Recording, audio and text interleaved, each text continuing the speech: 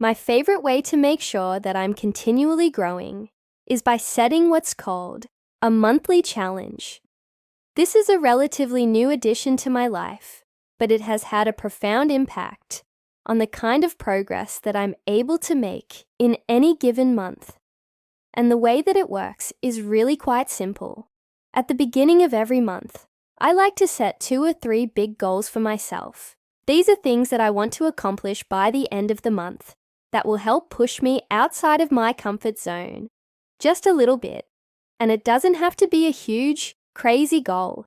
It can be something that's actually quite small.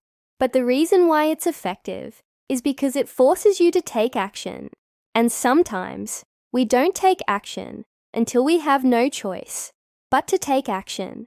So that's what this is. For example, one of my goals this month was to read 12 books.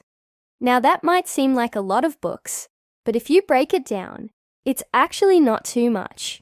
It's only 4 books per week, or just 1 book every 3 days. But I would not have been able to do that if I didn't set this as a goal at the beginning of the month and put all of that pressure on myself to hit that goal. So as a result, I read more books this month than I have in any other month in my entire life. Another thing that I did this month was I forced myself to go to the gym 5 times a week.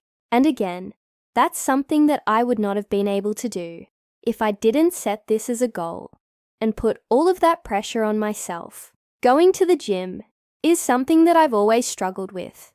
I used to go to the gym 5 times a week when I was in college, but then after I graduated, I stopped going altogether, and it was until I set this goal and made myself accountable to you guys watching this video that I was able to get back into the habit of going to the gym consistently.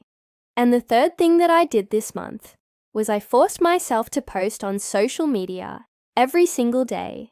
I know that's kind of crazy, but I wanted to see if I could do it, and I actually managed to do it for the entire month. It was actually a really good experience because I was able to connect with so many more people in the creator economy and learn a lot from those people. Now, there's a couple of caveats here.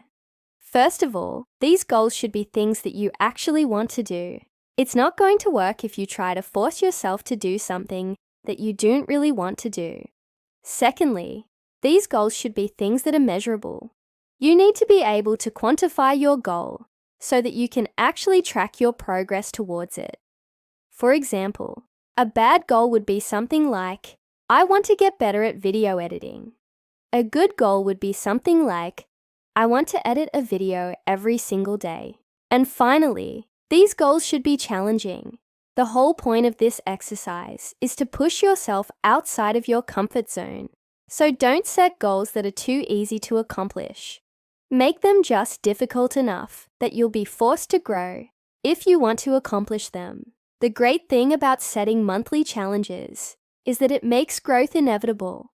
If you want to make growth inevitable in your own life, then I highly recommend that you try this exercise out for yourself. Let me know how it goes. Finally, if you enjoyed this video, then make sure to subscribe to my channel.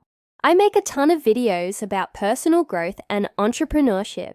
In fact, just the other day, I made a video about 10 books that have had an impact on my life. Those videos gonna be up right here. You should check it out. I'll see you over there. Goodbye.